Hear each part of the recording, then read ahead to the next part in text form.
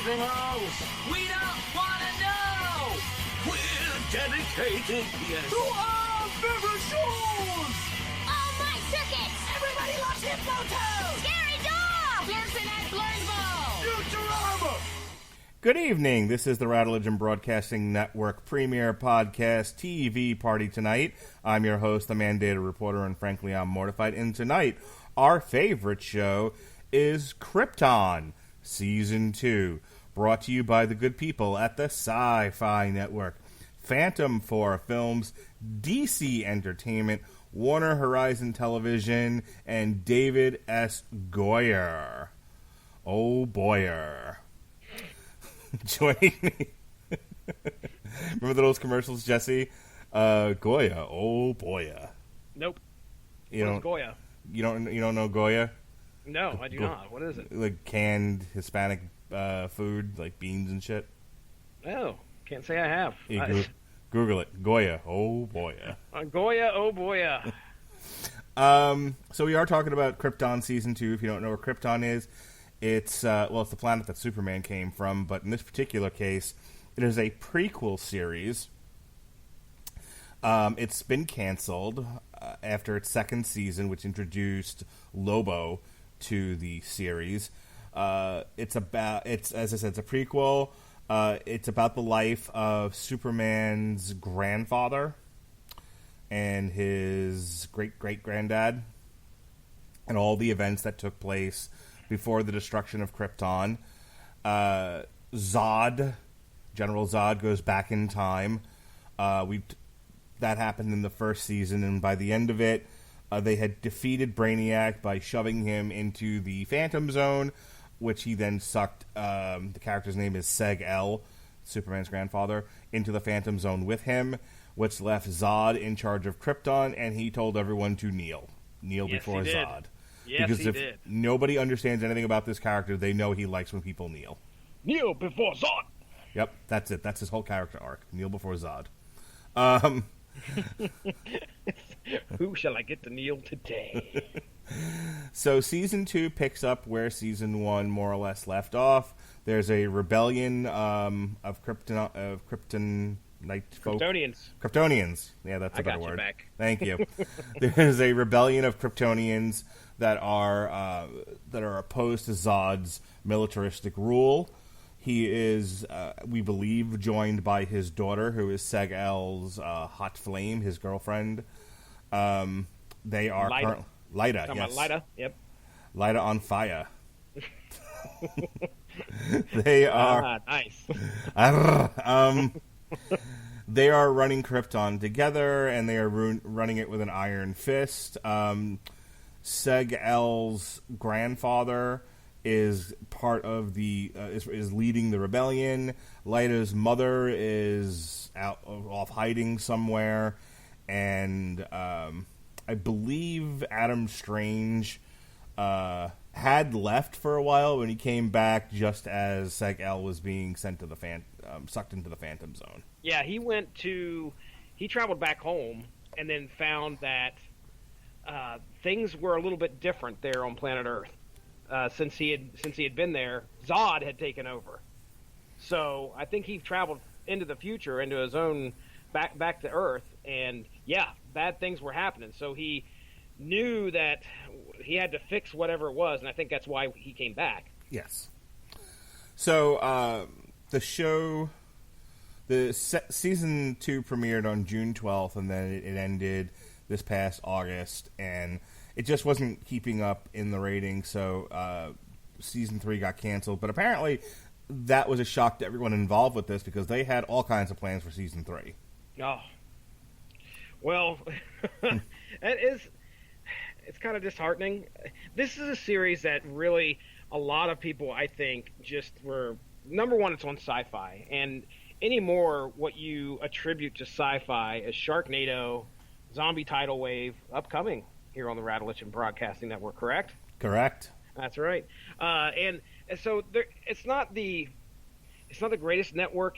It doesn't seem to have as much clout as it's used to. But there are some great series on that network, and I think this was one of them. And I'm really surprised that I don't know. I went into season 1 with oh geez, here we go.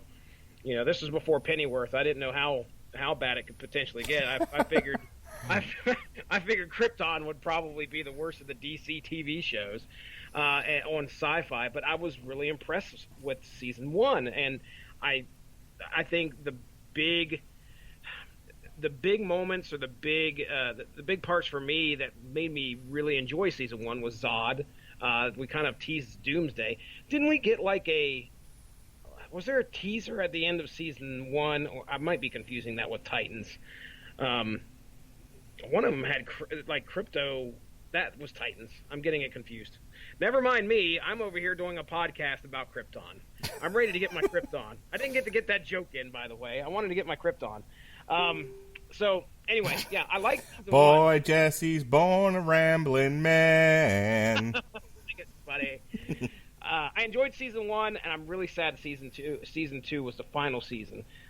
There was my gosh, we have got some stuff to talk about here. Some of the bright spots here in this season. Number 1, Lobo, but we're going to get to that.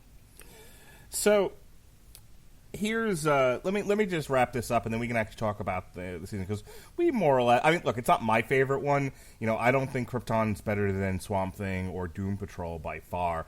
It's probably better than Titans. I would say, yeah. Okay, I'll agree with you there.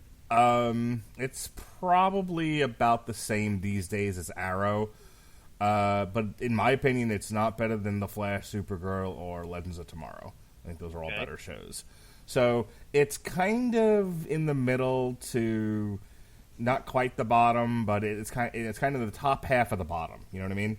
Yeah, it's a tough bit of subject matter. This takes place well back into the past, and you have a lot of characters that really aren't on the forefront of a lot of fans' minds. Superman's grandfather.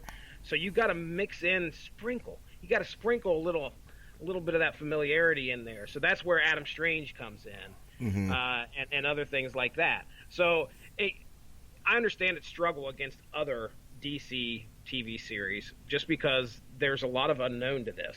And there is definitely a lot of sci-fi elements to this because it takes place out in space. And we've got space. Thank you. We have a lot of so we got a lot of kind of like science fiction based well back into some ancient civilization that's far more advanced than what we see right now. So there's a lot of stuff you got to wrap your head around to try and enjoy it. But once you get past those hurdles, I think there's some great storytelling going on throughout this series. I don't know what other sci-fi series like Killjoys was one they were advertising a lot of when I was watching Krypton. I don't know what the ratings for the other series, comparatively speaking. I do know that this never recovered from the pilot. The pilot had 1.32 million U.S. viewers. The next episode, 1.7, then 95, 87, 72, 60. Like, people were dropping off this series fast. Why? And that's the first season. Man, 53, 60. It finished season 10 with a 0.5. Sorry, yeah, episode 10 with a 0.56. So in one season, in 10 episodes, it drops from a 1.32 to more than half of that, 0.56. Okay, and even less people saw the season premiere for season 2, and it's continued to drop.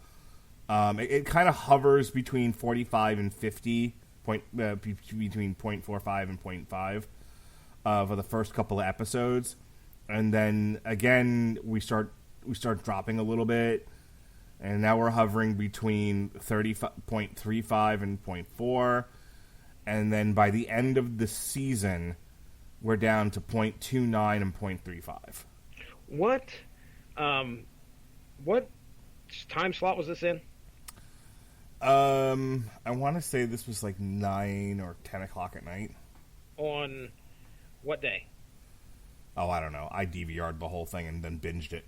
Oh, okay. I mean, that's kind of how most everybody does things anymore. But I was just curious as to what it was going up against. If there was other things on other networks that were giving it some competition. But either way, I mean, yeah, man, that's the numbers speak for themselves.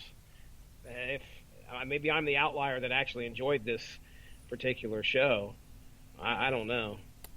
I mean, look, here's what I was getting at. There's good in this show, and there were some. We'll talk about one of the highlights, which was Lobo. In the second season, the guy playing Lobo is freaking hilarious. But here's the thing: I think people went into it thinking it was going to be one thing, and what they got was a very dreary-looking, melodramatic science fiction show. Yeah, we needed some life from that first season. Even though I enjoyed the first season, it like took place in a cave. Yeah. Most of the time, or it's the dullest fucking sets. Krypton is the worst. Yeah, it's kind of monotone. It's not good. And I think they tried to spice it up in season 2 because we got different sets. Yeah, they sent Segel and Brainiac to Endor. Giant fucking California redwoods. Actually, I don't know if I don't know where they shot it, but it's the first few episodes where Segel finally gets. He doesn't last long in the Phantom Zone. He's there for like not even a full episode, and him and I forget how, but him and Brainiac figure out how to get out of the Phantom Zone, and they end up on Kalu, which is Brainiac's home world. Which is, again, and I think this is part of the problem. They took way too many liberties with this iteration of Superman's lore. Now, I'm not one of these people who's like, if it's not like the comic book, and fuck this place. I'm not one of those people. But I will tell you that I'm sure a lot of people were like, they looked at Zod, they looked at Brainiac, and this was so different from the accepted Kryptonian lore. Which is not a real thing, by the way. It's a comic book. This is all fiction. I feel like I need to remind people of that. Krypton, not real. Superman, not real. And so the lore can kind of be what people want it to be. But by the same token, as much as I'm kind of making fun of that, people don't necessarily have to watch it then. As we say all the time, there's this ongoing struggle between people wanting something original and the rest of the world wanting what's comfortable. Mm-hmm. They want what they're used to, they want what they like, and they can't get enough of what they like. I like ice cream. I'm going to eat ice cream 3 meals a day, and for dessert. Gonna get a little stale after a while. Not to some people, they'll continue to eat ice cream. You're like, don't you need some? Yeah, sure. I'll just change the flavor of ice cream though. Yeah. You know what I mean? So to the ice cream eaters, this was very much a different dish, and they were like, nope, I just want ice cream, the same ice cream I've had since I've been eating ice cream as a child. Not having it. I went into this. I'm a comic book guy. We do the source material podcast here on the network, and the Unspoken Issues. That's right, Unspoken Issues is right here on the Radulich and Broadcasting Network as well. I don't know a tremendous amount of the history of Superman. I mean, I know all the big beats, but that didn't bother me watching this. I wasn't going into this saying, okay, well, here's Brainiac. This is way early for Brainiac. What the hell? I just thought, well, the Kryptonians had a run-in with Brainiac in the past. Okay, that's a neat way of taking it. We got Lobo in this show. I could almost take that as well. I was like, well, he's probably been around for a while, and he's probably had a run-in at some point with Krypton. That didn't bother me. And Zod, I guess the big thing, Zod coming back in time and trying to rule Krypton. Not that big of a deal. Maybe it's the fact that I'm not a huge Superman fan. I'm not a big, a person that is just wrapped up in the history of this character, a very storied history, one of the most popular comic book characters in the world. But that they could take as many liberties as they wanted, because this may be a case of where I appreciated the storytelling more than I did the sticking to the source material, if you will. Mm-hmm. One more time, I just want to be very clear about this. I know for me, I was willing to accept kind of whatever story they wanted to tell. The problems I had with the first season of Krypton, which we talked about, it's in the archives, you can go back and check it out, was the lack of a color palette. Everything is gray and dull and dark. There's a couple of moments where you go inside, inside Kandor, which is like, I guess, the main city in Krypton, which in Superman lore, Brainiac comes and takes, shrinks Kandor down and puts it on his ship. So I don't know. City of Kandor. Yeah, right. And that's what they're preventing in season 1 is Brainiac Brainiac sort of pulling the wool over everyone's eyes by pretending to be this other entity. And the plot is that, once he's done whatever it is he needs to do, he's going to shrink Kandor down. And so it's a kind of a race against time to stop that from happening. But that then leaves this huge vacuum open for Zod, who takes over Krypton. Now they have a whole set of new problems, and that's where season 2 takes place. Plus, they have Doomsday running around. That becomes a plot element. And then, like I said, there's still Lobo out there, who has a very heavy presence in the beginning and then comes back at the end. But anyway, I just think as even a casual viewer, if you have no expectations and you just want to see a good show, this was too melodramatic even for a superhero TV show. Like, and if you want melodrama, check out The Flash, check out Arrow. But this is even more melodramatic than those in tenor. And then, like I said, it's very dull to look at. And I feel like season 1 kind of meandered for 10 episodes. Like, even 10 episodes, I never felt like they had enough going on to keep it interesting. And season 2 kind of runs in circles. So we can shift over and start talking about season 2 specifically. The good things about it, which is as good a place as any to start, is at least in the beginning, they have several problems right off the bat. Zod's in charge, there's a rebellion, Zod's trying to kill the rebellion, and there's a space elevator. I don't know how the physics of that works. Yeah, that kind of had me going. I was like, does the planet not rotate at all? I don't understand this. I don't think I have no idea. The only thing I could think of is, like, just imagine a large tube, but not connected to the ground. Okay, so maybe they stay in geosynchronous orbit. Yeah, that's right. I said that. They stay in orbit with each other, and you just have to thread that thing in between, and maybe the planet rotates, but so long as it's in the sky, you could just you just shoot up, maybe fly up to that elevator, it's get in moving, the elevator. Like the tube itself is moving with the planet. Yes, not connected to the planet, kind of like a tube in between, like the atmospheres of the planet.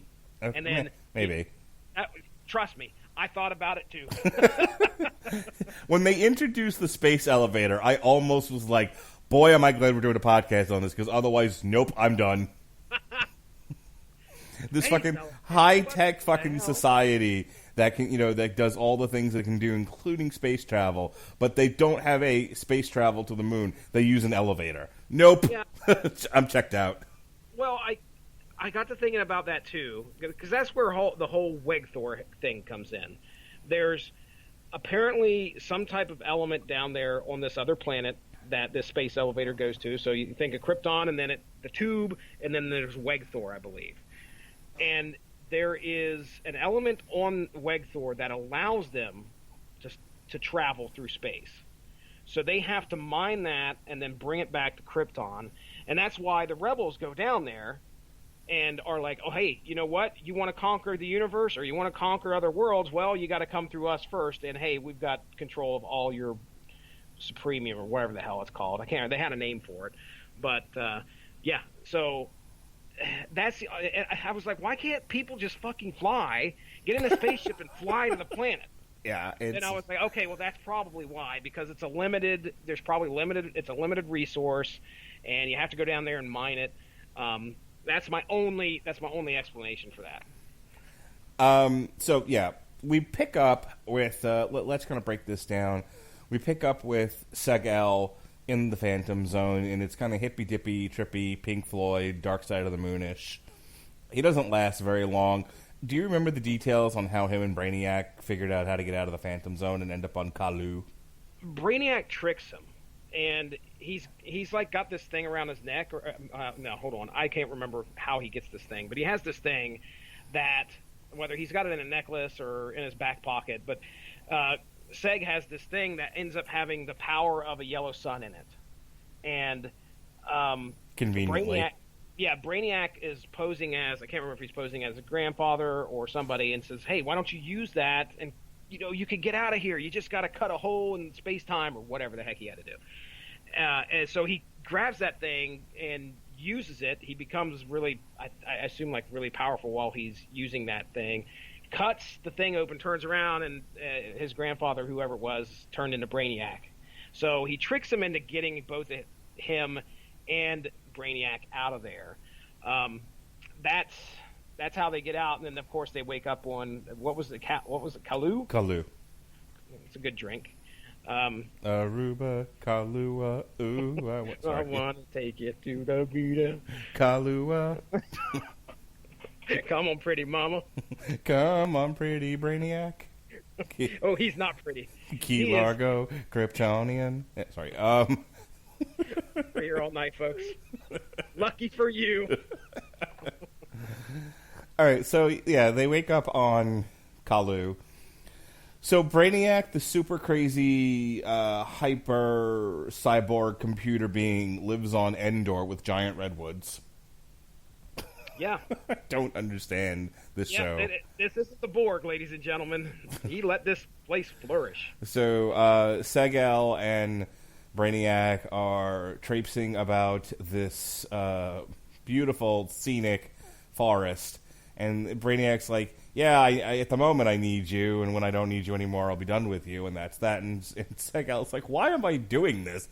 And he ends up thinking that he killed Brainiac when Adam Strange finds him, and Adam Strange uses his Zeta beam to travel to Kalu. He figures out that Brainiac, in a last-ditch effort to preserve himself, joined on a microscopic level with Segel. And so the first couple of episodes kind of deal with Segel fighting off Brainiac's influence and Brainiac trying to take over Segel's, entire body and mind. Mm-hmm. But along came Lobo. Boop, boop, boop, boop, boop, boop. Along came Lobo. Doot, doot, doot, doot, doot, Wasn't it? Australia talking Lobo. I just figured out he's not Australian. He's Irish. Oh, is he? Yes, Okay. Irish actor Emmett Scanlon. I'd have bet money. I kept waiting for him to be like, that's not a knife. This is a knife. Fargan bastard. So, yes, Lobo is played by Paul Hogan. That's a Crocodile Dundee joke, kids. Look it up. Yes, sir. 1980s casting right here. That's right. Anyway, Lobo is the best part of season 2. And I'm not just saying that as a Lobo fan, by the way. Hey, Jesse, I swell up like this. I know that reference. But he's so funny, and I have to say, of all the things that the show takes way too seriously and way melodramatically to the point that I got bored a lot, yep. Lobo, they nailed, I feel like, pitch perfect. Yeah. I can't think. I know that our good buddy of the network, Pat Mullen, Toxic Masculinity himself, he shared with me a video. It was I want to say it was a college project or something of a guy who, it was just like a short, I think 20 or 30 minute video, Lobo versus Santa Claus. Mm-hmm. And the guy in that portrayed him very well. For the life of me, I don't know of any other live action portrayals of Lobo. There may be some, but I can't think of any off the top of my head. He's been in a couple of the animated shows, but I've never seen anything live action. You mentioned the animated stuff. So I was really worried what the portrayal of Lobo was going to be, because he's so he's over the top, he's sarcastic, he's crazy, he's supposed to be a psychopath. So what are we going to get here? It's going to take somebody with a lot of chops. He's Wolverine without all the charm. he's got to have the actor's got to have a lot of chops to pull this off, and he's got to be written well. And if he isn't written well, this series can go kissing ass, because Lobo was one of the things I was really excited to see, and this Emmett Scanlon did a absolute phenomenal job. People kept calling him Bird Chest. Did you have a problem with the way this guy was built? No, it's not like he's Roman Reigns.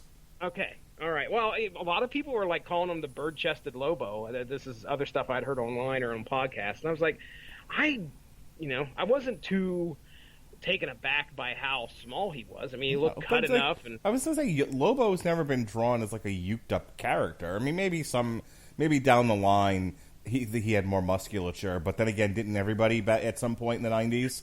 Now, when you get to the New 52 Lobo, then you're really... He was basically reduced to like emo teenager. Yeah, so, I've seen this I've seen those at Ollie's. This is definitely better than that version. There are some iterations of Lobo where he looks like Ivan Putski, but look it up, kids. But I didn't think they did a bad job. I thought his costuming was good. Like, look, first of all, he has the world's stupidest haircut in the Legion comics, which we talked about on our DC First Lobo Superman show, where I got sidetracked by his appearance in Legion, and it looks like he's got Darth Vader's fucking helmet around his head. I don't understand, man. The stupidest thing I've ever seen. So, like, you obviously, like, you don't, as a costumer and a hairdresser, you wouldn't even try for that. So instead, they gave him dreadlocks, and he looked great. Yeah, he looked fine. He had his signature hook chain weapon, whatever that's called. He definitely had the wit and just the insanity about him. He did a great job. His interaction with when they first find Seg and Adam, and he tells him, "Hey, I'm looking for Brainiac," and at this point in time, we start to find out that Seg has Brainiac inside him. Oh my gosh, I laughed so hard. Oh yeah. So if you haven't seen it and you're listening to this just because you would like to hear us talk about TV shows, but you haven't actually seen Krypton yet, when Lobo figures out that that Brainiac is in, I couldn't even make this joke. It's so bad. He starts doing the old finger in the, he makes a circle with one hand and he sticks his finger through it like he's getting fucked in the ass, ladies and gentlemen. In the ass. So at the end of episode 2, I send you a message. I'm like, this series needed Lobo. Yeah. It needed Lobo. And the unfortunate fact is that episode 2 is I think it's episode 2. No, it's episode 3. Episode 3 is where we leave him. Yep. Lobo. And I was like, please, let him fucking join. But can we please talk about that just for a second? Because the whole thing is they got to get Brainiac out of Seg before they lose Seg altogether, and he just gets overcome by Brainiac and basically becomes Brainiac. So they find this machine that will, used appropriately, will pull Brainiac out of him. And that'll give Lobo the opportunity to kill Brainiac, this time mind, body, and soul. At least that's the theory. Instead of focusing on killing Seg and Adam. Yeah, exactly. So the whole setup, the scene is, the stage is set up like there's this white room with like a shield, and Lobo's trapped outside of it. And so Seg is hooked up to this machine. He's out of commission. And so it's just Adam who's kind of standing over him, and Lobo's trying to get in. And basically, Adam's like, nah, we're protected by a shield. And Lobo's like, just sticks his hand in, and his hand gets cut off. Yep. And Adam's just like, see, dummy, you can't get in. And so apparently Lobo has like Deadpool powers. Biofusion. This is the biofusion power we covered on the Source Material podcast. So this is hilarious, right? So his arm is now inside this room, the shield, and then Lobo gives Adam Strange this look, and Adam has this moment of utter terror, and then Lobo blows his fucking head off. Now, the greatest was the 2 seconds before that, where he like looks at him and he nods and he he's kind of like nodding over to his other arm, and Adam Strange is like, "What the fuck?" And he looks over at his other arm, and his arm's laying on the ground. It proceeds to flip him off, and then he turns around, and then Lobo blows his own brains out, and you're like, "What the fuck just happened?" Oh, so great. So then, from the arm, Lobo starts to grow out. It's so good. Not immediately. It's not like, 2 seconds he's back. No, he's got to slowly grow from the head down.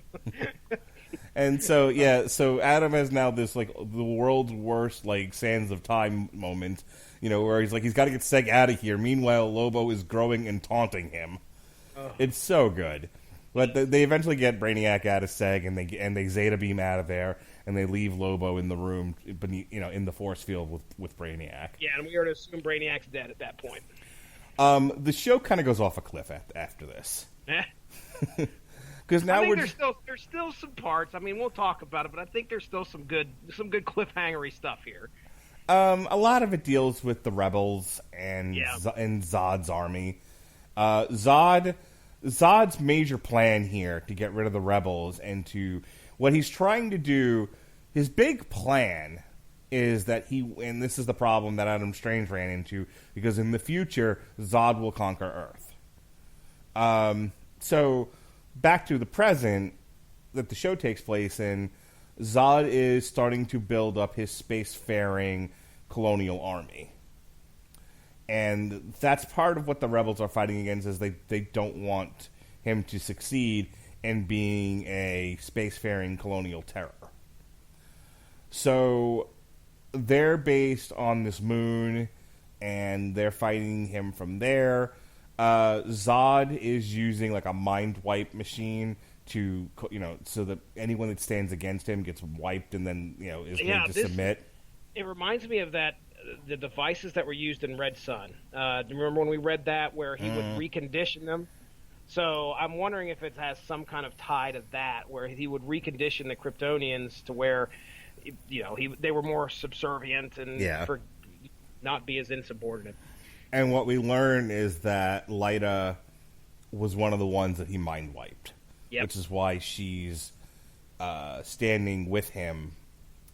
Seg actually tries to go to her and convince her that this is wrong and that she's a good person and that she doesn't need to be with him. And along the way, she ends up getting captured by the rebels. And to make a point, oh man, this had me. This had me. Well, they're gonna undercut it later on, but this was one of those moments this is one of the high points of the show for me post Lobo, is the rebels decide, or at least one of the rebel leaders decides, they're just going to kill Lyta right in front of Zod, because a point has to be made. And so there's a lot. They ended that episode where she just slits her throat in front of a camera, and everybody sees it. And there's this ongoing debate. See, like I said, I think for a very, very, very, very small segment of the population that's willing to give the show a chance, there were some interesting philosophical conversations. Not wholly original, mind you, just interesting. The idea of, do you have to become evil to defeat evil, and is that the point? Is this, is it really where you want to go, and and the whole, and if you're not trying to be better than the evil you're defeating, then why are you doing it in the first place? There's a lot of that going on. You have Segel's grandfather, Val-El, who's kind of one point of view, and then this rebel leader who's another, and then you have a third point of view in Zod of, he's the kind of villain you like in these shows, because he's not necessarily inherently evil so much as he knows what the future is. He knows Krypton's gonna blow up. Yep. And he has no way of preventing that, so he's preparing for it. And it's like he can't really get into a whole thing with people about, like, hey, the whole reason I'm colonizing other planets and trying to get us the hell off of here is because Krypton's, in 200 years is going to go kablooey. So, it's like he seems like a maniac, but he knows on some level that he's doing the right thing. And, it's like, he doesn't give a shit about humans. He doesn't give a shit about Martians or Thanagarians or any of the other, various races of the universe. He gives a shit about Krypton. Krypton first. That's how his character was written and developed. So he's a very interesting character. And he's and he has no moral compass, so he's like everything in the service of the mission. Mm-hmm. And the mission is to protect Krypton and Kryptonians at all costs. And he's not interested in your moral quandaries. And you have the opposite of that in Val-El, which is if the moral compass is the heart of humanity. And if we don't hold on to it, we're going to lose everything. And then we're no better than the animals. And so the show was a lot of that. The character Jax is, I think, the lieutenant that crosses the line and takes Lyta's life. I think that's her name. I can't remember what happened to her in the first season, but in this season, she's lost an eye. So I think there was something that happened. For the life of me, I can't remember what it was. But it is referenced that, that occurred to her in one of the battles in the first season. But anyway, you got to think about this. This is where, Zod's kind of a maniac. Lyta is his mother. All right? So that was the big cliffhanger for me. It was like, okay, Jax is threatening to kill Lyta if there is any invasion or whatever, and they find out that, sure enough, Zod sent some soldiers down into Wegthor that they found, and because of that, she has a decision she has to make. Does she let Lyta live, or does she live up to the word that she said? Look, if you send anybody down here, I'm killing her. Now, here's the thing. This is where the time travel stuff comes in. Everybody knows that Lyta is Zod's mom. I mean, that's like fucking every Kryptonian knows that. That's apparently old news to everybody, because everybody knows that. So she's, I think, banking on the fact that, okay, if I kill her, then we don't even have to worry about Zod, because Zod will not be born. Zod will not be around. He's not born in this iteration of Krypton. His brother is, and I don't know if we've talked about that yet or not, but Zod is not around. So if Zod is telling the truth, Lyta is his mother. Jax slits his own mother's throat on TV in front of everybody. Now, if you're going to piss somebody off, all right, if you're going to turn a maniac into, you better hope and pray to God that this guy immediately has a Back to the Future effect and starts disappearing in front of you. But that doesn't happen. And when we left that episode where her, Lyta's throat was slit and Zod is kind of still around, I'm like, what the fuck is going to happen now? So I was all in here, man. I was all in. This is episode, I want to say episode 5 when that happens. And of course that sets off a big chain of events between Val-El and Jax, because now we have dissent amongst the rebels. Who's going to, just like you said, the big quandary. Do you cross that line, or are you with the heart of humanity, Val-El? And now the rebels have a problem inside themselves, although I think a lot of them shortly, back up Val-El. So I liked it, man. I was down for it, and I was like, well, how in the world is Zod still around? Well, we get our answer. So let's take a quick pause for the cause and talk a little bit about Podcoin, and then when we come back, we'll deal with Lyta's mother and her storyline, where Seg goes after he confronts Lyta and ends up having to deal with Zod. There's a storyline with probably the character I'm most sympathetic. I have the most sympathy for, and that's I can't remember the character's name. I'll look it up in a second. But the character that Seg-El was. Talking about Nyssa? Nyssa, yeah. Mm-hmm. They have a child together, and so there's a whole lot there. And then, of course, the origins of Doomsday. So, oh yes, I can't wait. Let's hear some Podcoin first. All right. Hey everybody! I really do hope you love the Radulich Broadcasting Network. Did you know that you can actually get paid just for listening to this podcast? I know it sounds insane, but it's true. We just discovered this free new app called Podcoin, and it literally pays you to listen to podcasts. Here's how it works. You listen to podcasts, and you earn Podcoin while you listen. Then you turn that Podcoin in for gift cards at places like Amazon or Starbucks, or if you're a good person, you could even donate that Podcoin to charity. The more you listen, the more you earn. Here's what you do. Download the app right now on iPhone or Android, and I have a special code for you. Simply use our code MARKWED5. That's capital MARKWED 5. Capital MARKWED 5. MARKWED 5. And you'll get 300 Podcoin just for signing up. And if you listen to enough of us on there, you can get a cappuccino at Starbucks or an Amazon gift card on us.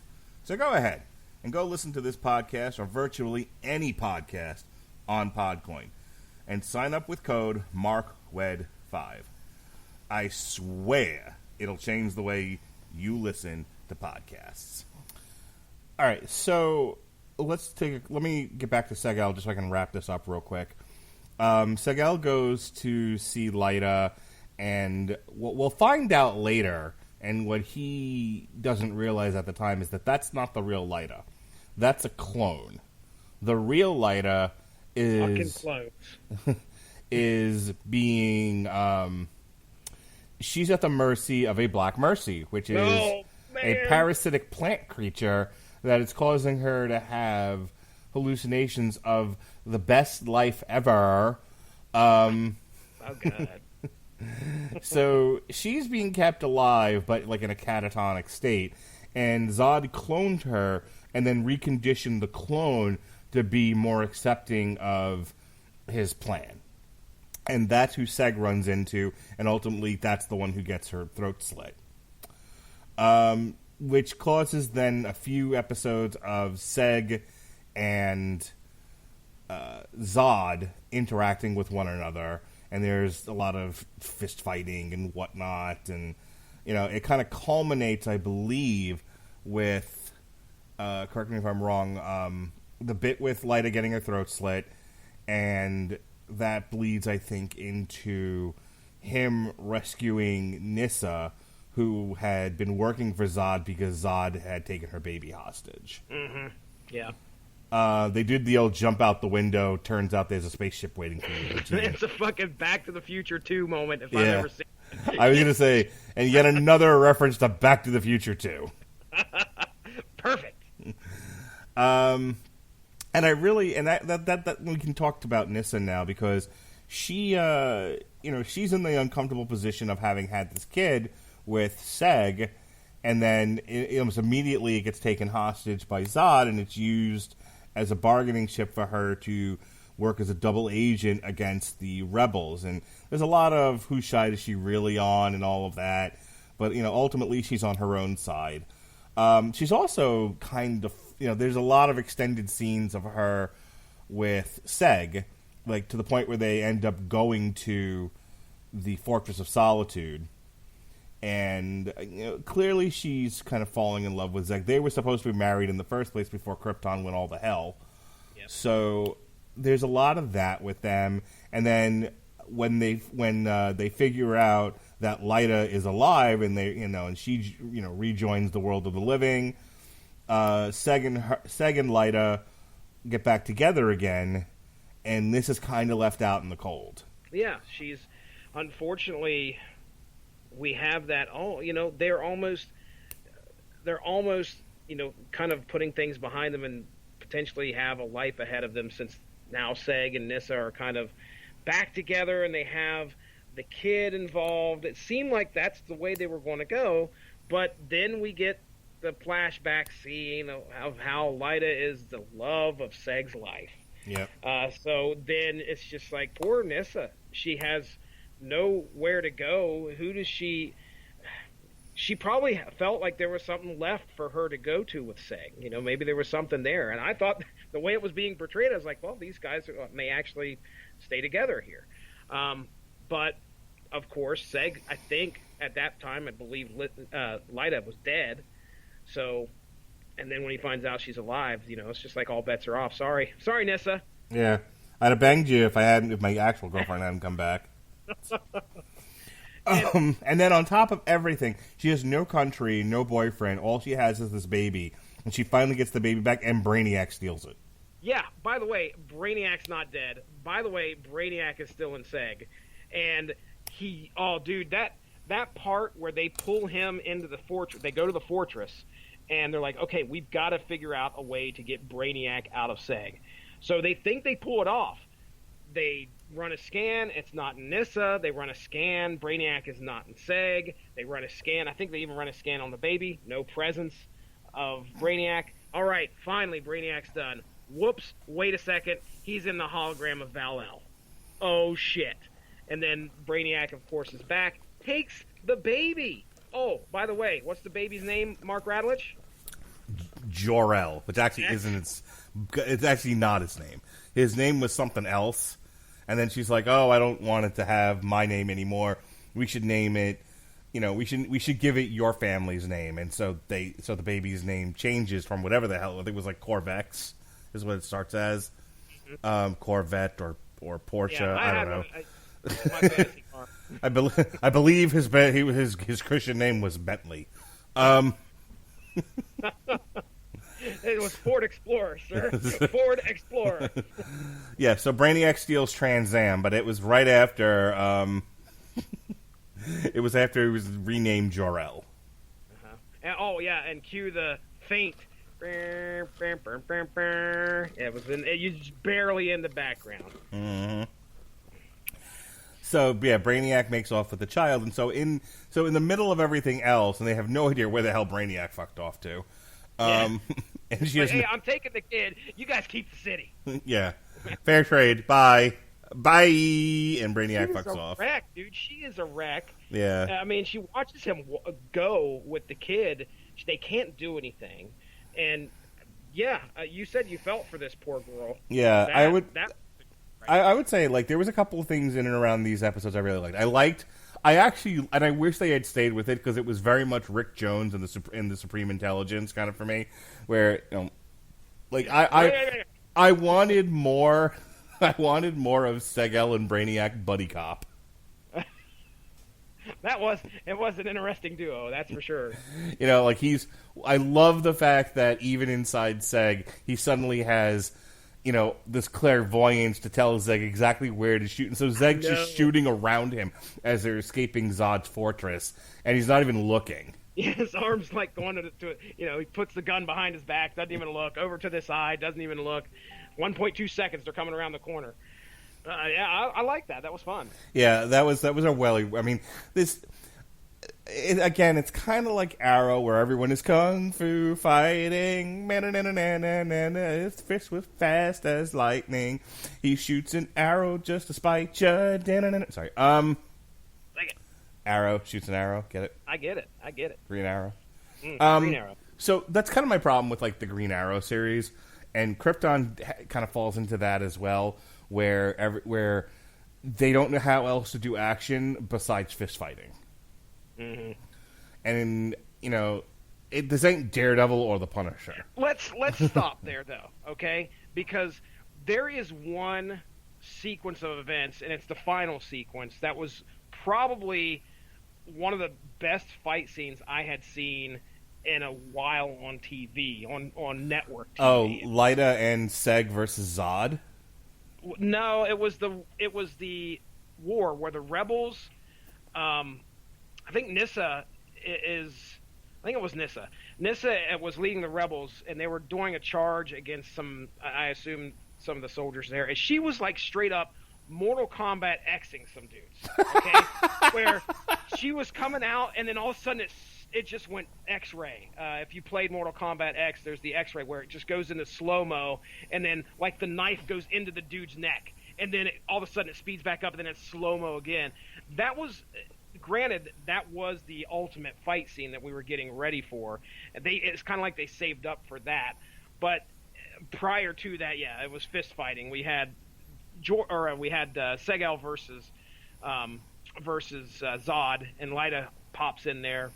And I know okay. They couldn't have known that was the conclusion to Hobbs and Shaw, but that was the conclusion to Hobbs and Shaw. Oh, really? They Yeah. teamed up and they beat up the bad guy. Yes. Hobbs and Shaw beat up Black Superman together. All right. Well, damn. It was pretty accurate. I'm Black Superman. That's only the second time I've made that reference today.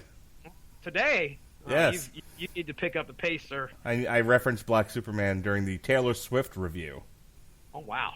Yes, because there's nothing more metal than Taylor Swift, is what I've been told. I'm scared to even think how that came up. So I have to listen to the episode. You did. It was quite good. Jeremy Lambert was a lovely guest. Anyway, so you're right. Look, Krypton is a mixed bag. So while I was not particularly wazooey about the 2-on-1 fight, and I was, there's cool things like Seg-El just waltzing out of the fortress, shooting people at will with Brainiac guiding him. That was cool, and I wish there had been more of that before they did away with it. The final charge of the Light Brigade, led by Nyssa, as she's just rolling through Kryptonian soldiers. That was cool, now that you mention it. But there's a lot of kung fu fighting in between. And there's not even a lot of kung fu fighting, though. Like, what there is in action is that.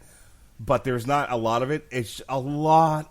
And I think where I'm going with this in my head is Lyta's the storyline involving Lyta's mother. Yes. I wasn't interested in her. I wasn't interested in the male character who I think was Lyta's betrothed.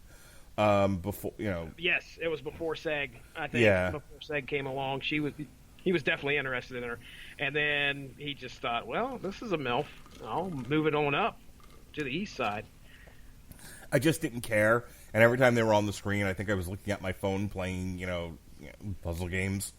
The end result, or I guess the end game for that, was just so that I assume we could get those two helping Seg get back into Krypton or whatever. Mm-hmm. I'm trying to think of what else. There was another big part of the end game. Oh yeah, I mean I guess we had to show her journey from the badass warrior woman that she was in season 1 to and showing you how she brought her daughter up. She brought Lyta up, and then at the end of this arc, she's realized how wrong it was to raise her daughter that way. Yeah, it was a long way to get there. I was just going to say it's a long way to get there, and there was just, I wanted to say earlier, cut that whole arc out, but it could have been trimmed. How's that? Because I think there are still some essential parts of it. Just like you said, Lyta's betrothed, I can't remember his name off the top of my head, but anyway, there's a whole arc where I think he tries to kill himself. Yep. And Lyta's mom saves him. Yeah. But I wasn't interested. Let's talk about Doomsday. I mean, unless there's something else you want to say. No, but I want to make the point of, this is what I mean by this is the unevenness of the show. And now I'm watching it because I want a podcast about it, and I'm somewhat interested to see where things are going. But it's stuff like that which I can see why it was losing people week to week. I'm going to keep coming back to that because that's kind of the theme of this particular review is, how did Krypton utterly lose its audience?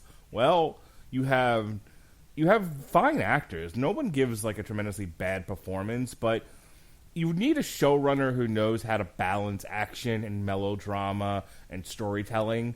And this is a little more focused on the melodrama and not enough on everything else. Not to mention, it's the dreariest fucking show I've ever seen.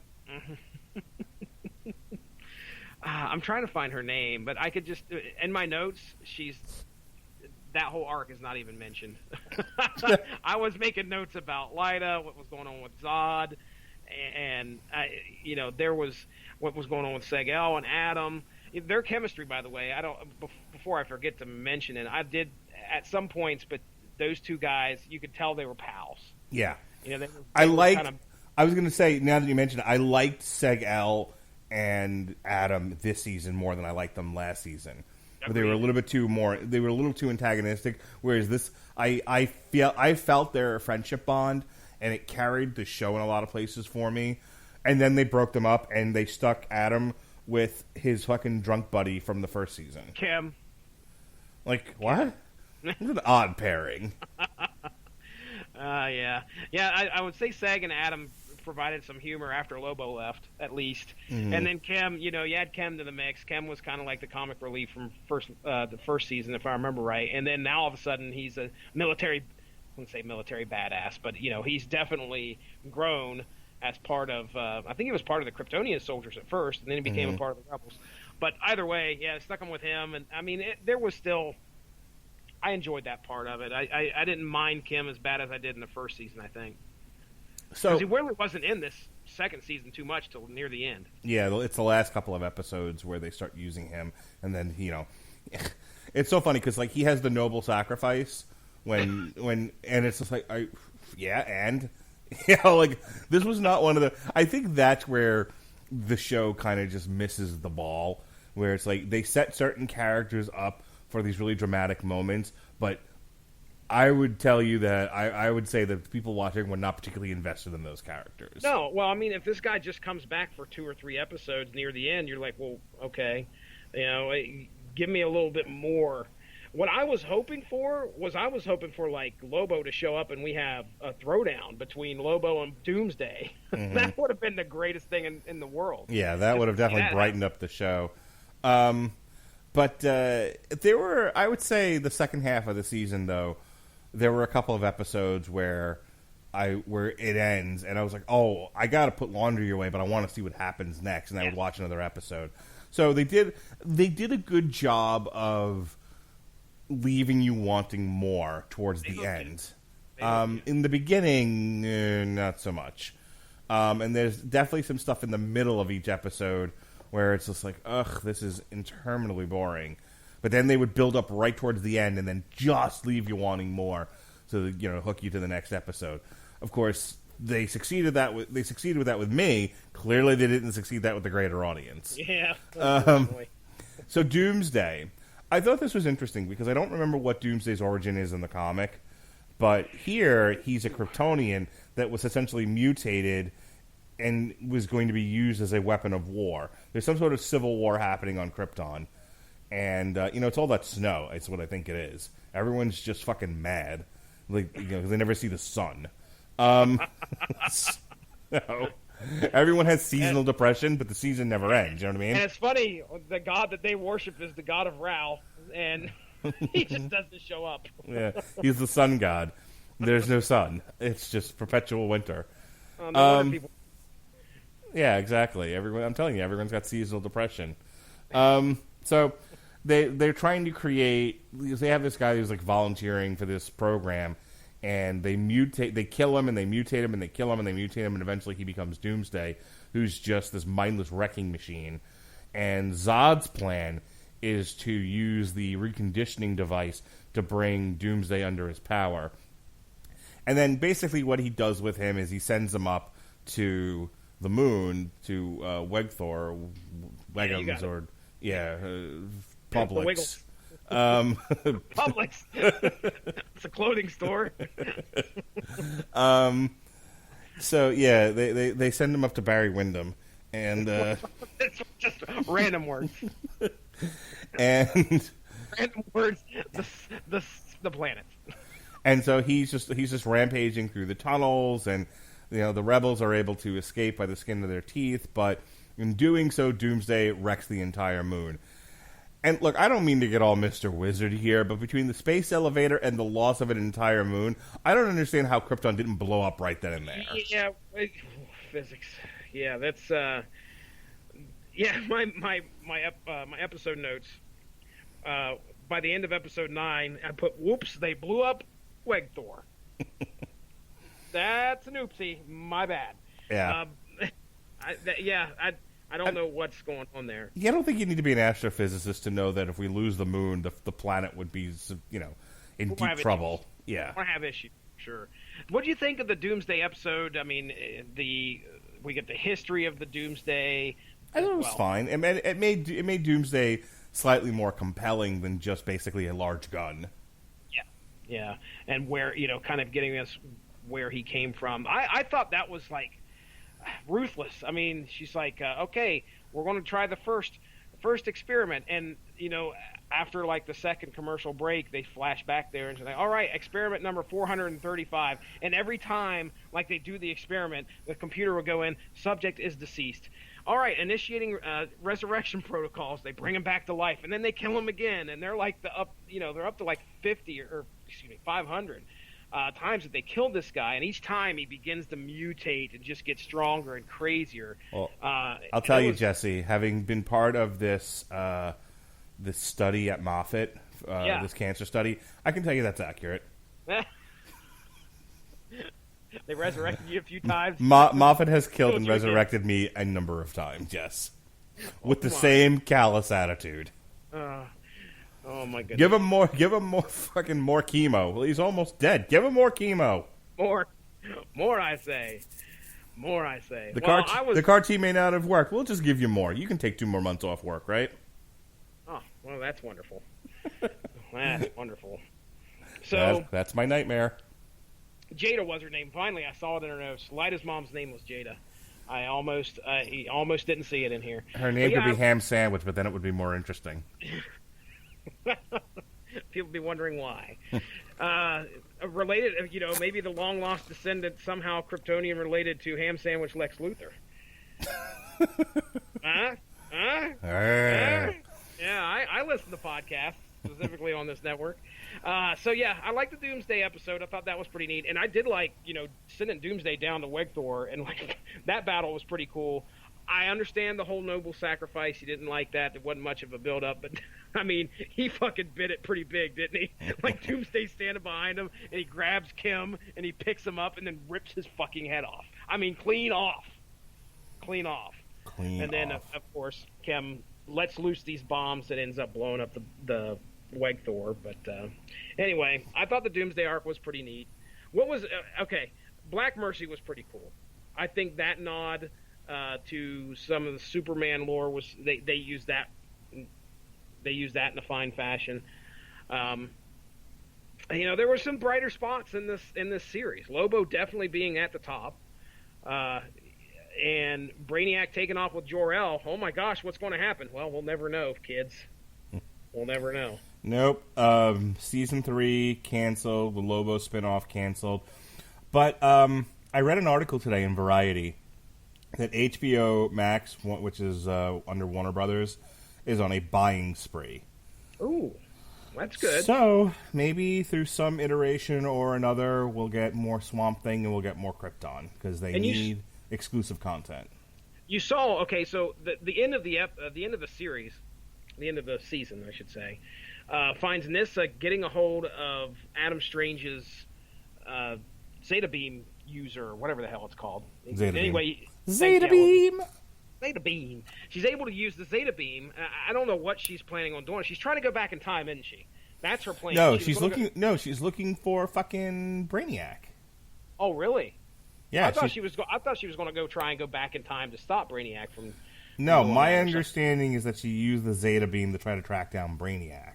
She seemed awful curious about. Oh, he taught you how to travel through time with that, and he's like, yeah, and he proceeds to go on. But either way, the end result is not fucking anywhere near what she expected. She ends up traveling to, is it Ran? Yes. What they were going to do in Season 3 was the Ran-Thanagar War. Did you see the Omega sign? Yes, which I didn't understand what that was. I'm not as familiar with this stuff. But I do know that what she saw in the sky were the Hawk people. Yeah, definitely the Hawk people. I believe the Omega sign was kind of leaning towards a dark side type of deal. So yes, we might have been kind of trying to find a way of wrapping him in here, or at least what the Apocalypse. At least maybe traveling to Apocalypse at some point. Where we had there's Apocalypse, and I can't remember I am not a DC guy, so Lord forgive me. But yeah, I know that they had Apocalypse and the New Gods and all that other shit that was going on. So I don't know what their big plans were, but I think that Omega symbol probably had something to do with Darkseid, and then the Ran-Thanagar War, which that's a pretty big staple in DC Comics. Do I know anything about it? No, but I know it existed. So here's what I'm going to read you. Read it. Nyssa manipulates a drugged Adam for his Zeta Beam teleporter in order to find baby Jor-El beginning on Ran. Ran Okay, so she's... is a fictional planet in the Polaris star system on DC Comics universe whose capital city is Ranagar.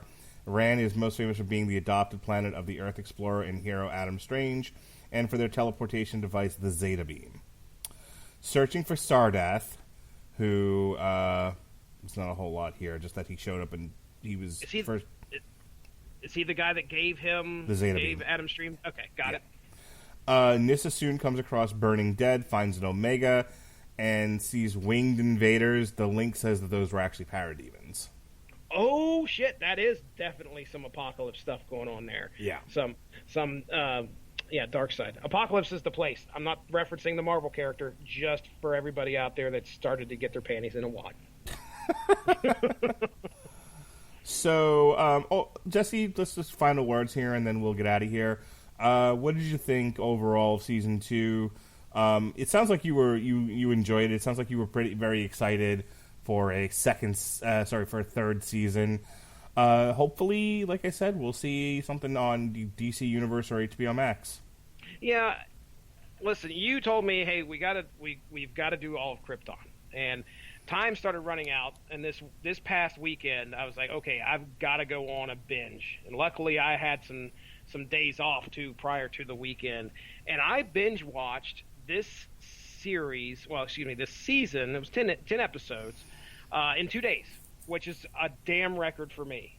And at first, I was really, again, I had that hesitation like I had with the first season. I was like, oh man, this is not going to be fun. And then I was really surprised at some of the stuff that happened. There were, just like Mark said, there were hooks. There were things at the end of the episode that made you go, okay, well, what's going to happen next?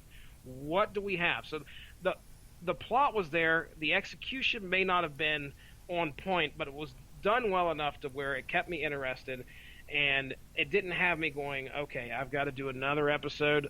Ugh. I was not there. It did not take me to that spot at any time during my viewing. So, yeah, I'm sad that it got canceled. I'm not going to say that. Here's the thing. Have you started your petition? I have not got my petition ready. It isn't something that I'm going to scream, save Krypton, which, sorry, it blew up anyway. Surprise. Oh, did it? Are you fucking kidding me? Get lives, people. Yeah, so I don't know. I'm glad we got what we got. I am really, really kind of upset that we do not get the Lobo spinoff. That's what really upset me. Like I said, there's always the possibility that the concept of a Lobo series gets picked up by DC Universe. See, that's the problem. Like, again, SyFy canceled it, right? SyFy canceled the series, but these things can always get picked up somewhere else. I don't, as long as there's a studio willing to produce it. And here's the thing, and I think about like Paul Heyman when he talked about ECW, and he was like, if we had had distribution, we'd still be in business, which I don't necessarily believe, but his point's valid. Mm-hmm. And here's the thing, what stops you from having distribution now? There's all these streaming channels that, Warner Brothers has at least 2 streaming channels that'll be available. They'll have HBO Max and currently DC Universe, which you can watch Krypton Season 1 on right now. And so I don't understand the distribution argument anymore. I think, for me, I would have to ask, is there a studio willing to front the cost to produce this thing? Because distribution should, if Warner Brothers Studios is willing to make it and thinks it's worth spending the money on, distribution isn't an issue. Yeah, that shouldn't be a problem. You just got to find. I imagine the big thing is trying to get the money to support and make it, right? I would assume so. I think the math that they're probably doing, now that I've said that out loud, is more along the lines of, is the cost of doing this series equal to or greater than the amount of people that are going to pay money for the streaming service. Yeah, and when you have a series that is based, not Siri, sorry, my phone. When you have a goddamn Siri, when you have a series that is based in space, you are probably looking at an extraordinary amount of CGI, an extraordinary amount of other things that are probably that probably wouldn't be there if you were basing your show out of the swamp. You know, there's which got canceled. Yeah, which got canceled. So if you're going to look at budgetary reasons, and they canceled Swamp Thing and they're not going to, most likely they're not going to pick up Krypton because there's or they're going to have to do what the reason why it was so dull and drab and is probably because SyFy didn't have the budget to make everything look lavish and look extraordinarily technological. Well, I think SyFy was just a distributing channel. I don't think they made the show. Again, the production companies were Phantom 4 Films, that's David Goyer, DC Entertainment, Warner Horizon Television. So they're the people that are responsible for the CW shows. Okay, all right. And that's another thing. You can get this stuff. You have a relationship with CW if you don't outright own it. I haven't looked that closely at this. So this is one of those in the weeds things where I wish I understood it a little bit better or I had more details as to when something like this gets canceled on one channel, why are they running up against, if they want, in other words, there's only one logical argument for canceling something and leaving it canceled and not finding an alternate distribution channel, and that is it's too expensive and not enough people watched it. Mm-hmm. So if it was cheap, but not enough people watched it, that's one thing. Yeah. But if it's too expensive and not enough people are watching it, then it's just throwing money down the drain. Yeah. Then you're like, okay, get this one done. We're not putting any more money into it. I think they tried. I guarantee you, Pennyworth isn't nearly as expensive to shoot. Fucking Pennyworth. Oh yeah. Oh, it's old time London. Oh, ho, ho, ho. All right. Hey, take it easy. You would probably do better having your wife watch this, since she's the Anglophile or whatever the hell it's called. Anglo, sure, whatever it is.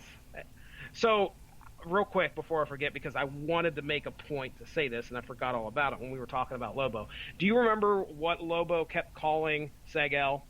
Siegel. Right. Do you know that Superman was created by writer Jerry Siegel? That is correct. And I think one of my Lobo's such an asshole. He kept, Seg-El's like, we got to get back to Krypton, and what's that crap town? It was so juvenile, but I was laughing despite myself, and I'm like, you know what? I'm just gonna let myself enjoy this. Oh, yeah. You're dumb. That's a funny joke. All right. I'm ready to get out of here, man. I don't have anything else to say. All right. So if you heard us talking about this earlier, we had a special Metal Hammer of Doom earlier today, which is in the archives currently. Jeremy Lambert, a fan-cited in 401mania.com. You can check him out at Jeremy Lambert88 on Twitter. He also podcasts with Larry Zonka on wrestling on the 401mania.com. The 401 on Wrestling podcast is what they call it. So he's a huge Taylor Swift fan, and he went on Twitter, and he was like, someone invite me on their wrestling show just so I can talk about Taylor Swift. And I'm like, how about we just don't talk about wrestling? Yeah, we can cut out that part and maybe talk about the band. Why are we gimmicking this up? We can just talk about Taylor Swift. It's fine. And he took me up on it. So we did an impromptu Metal Hammer of Doom Taylor Swift lover. Oh, Jesse. I can't wait till I have you on the Metal Hammer of Doom again, and I can sing you her song about how she's in love with a London boy. Darling, I fancy you. Jeez. I fancy you, Jesse Starcher. I fancy you.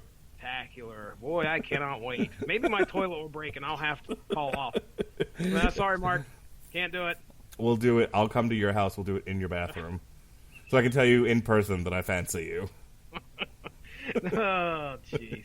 Let your wife know that I fancy you, okay? Yeah. First thing, as soon as I get upstairs.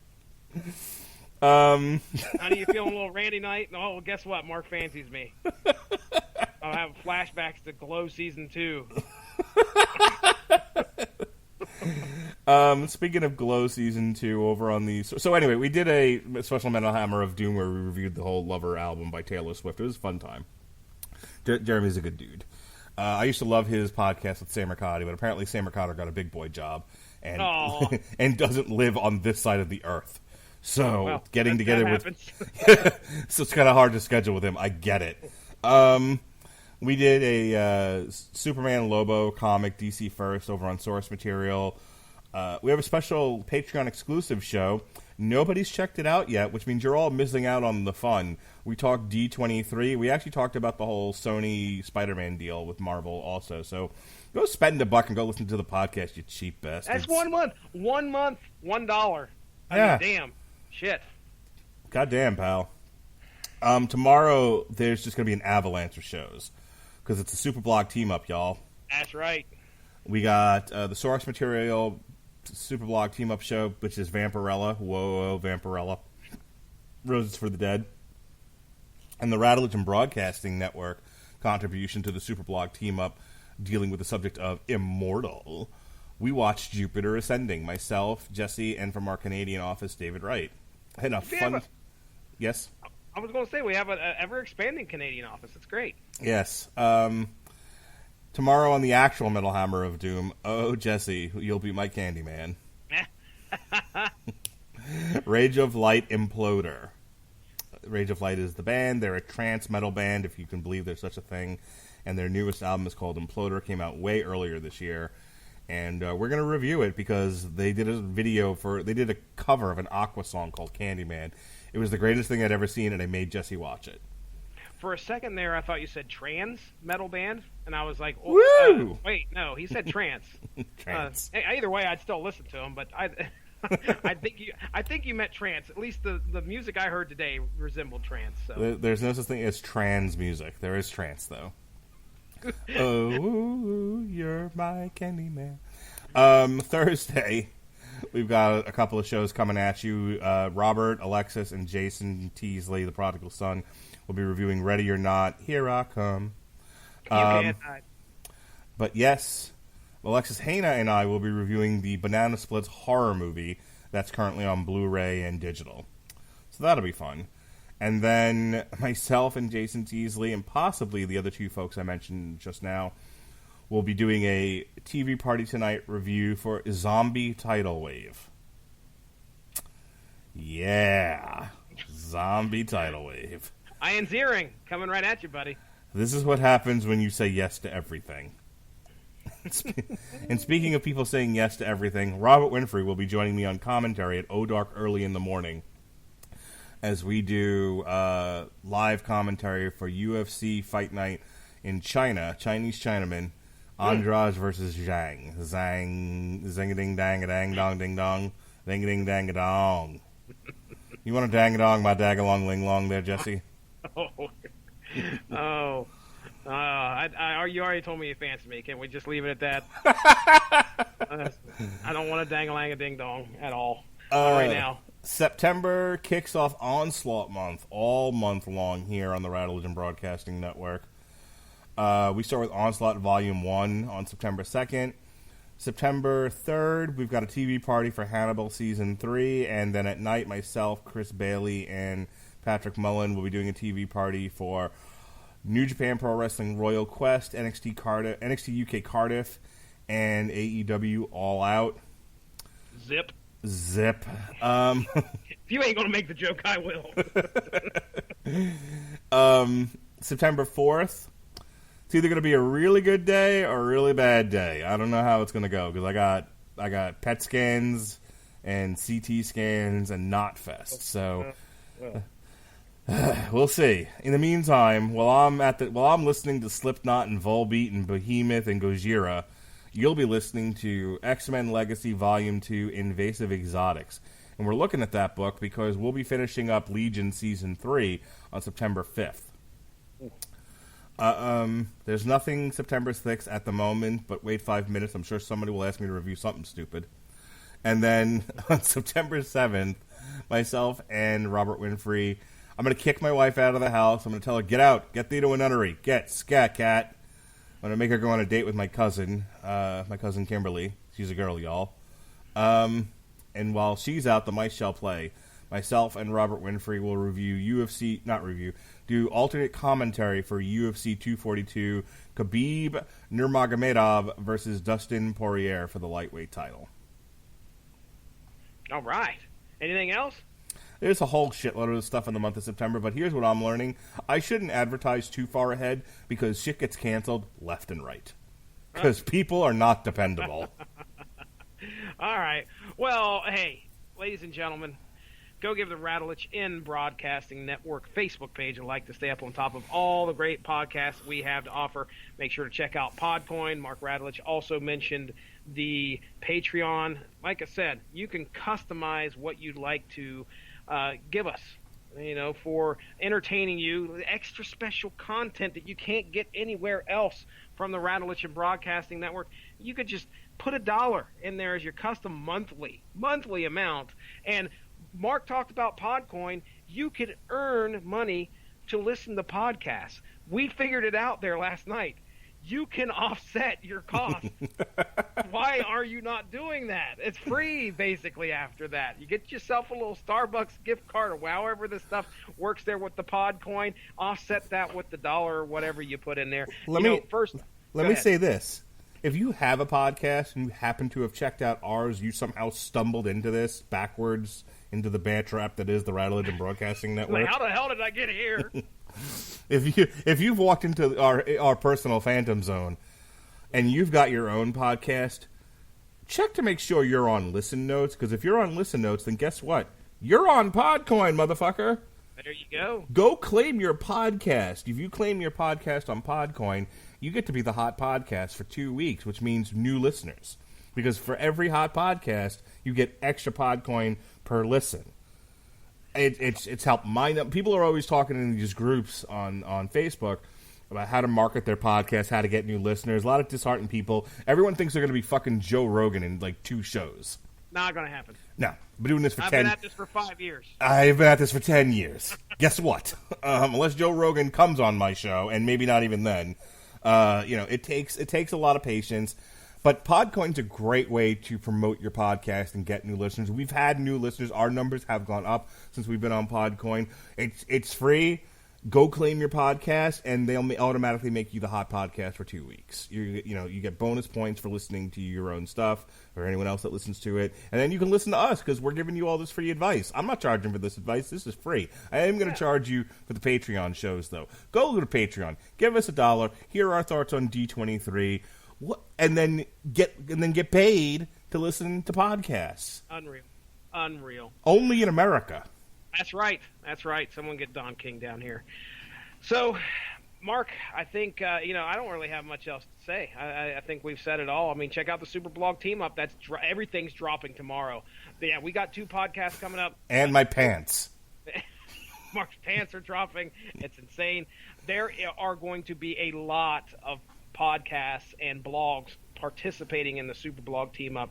So you may see a few things pop up there, but I'm telling you, if you're a big comic book fan, there are going to be some people that are broaching all sorts of topics about or all sorts of books, just anything they can think of that ties in with the word immortal. Where can they find the Superblog team up? Like, what's the central location?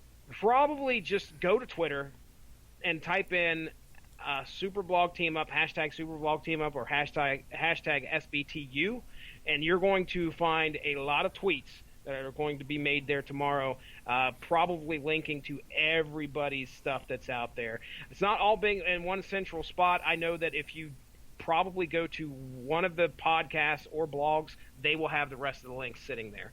So a lot of stuff out there. Our buddies over at the Unspoken Decade, I see that it looks like old Dean Compton's writing something on Archer and Armstrong. Opposites attract. That looks interesting. You can all check that out there tomorrow. So anyway, our good buddy Chris Bailey, he's put in some work on this, and he's given us a banner. Mark, did you? No, you haven't seen it. I've seen the banner. That you've seen the banner for ours? I've he seen makes one for everybody's podcast, pretty much. I've seen the one for Jupiter Ascending. Oh, okay, all right. I haven't seen that one. Then have you seen the one for source material, which happens to be a Dracula leaning over some poor woman? I don't know if you saw that or not, but either way, Chris Bailey's a good guy, so check it out. Anyway, I'm ready. Let's get out of here, Mark. It's 10:36. I'm done. I'm done talking now. I'm done talking now. All right, folks. Thank you for joining us in our review of Krypton Season 2. For Jesse Starcher of the Source Material Podcast, be well, be safe, and behave.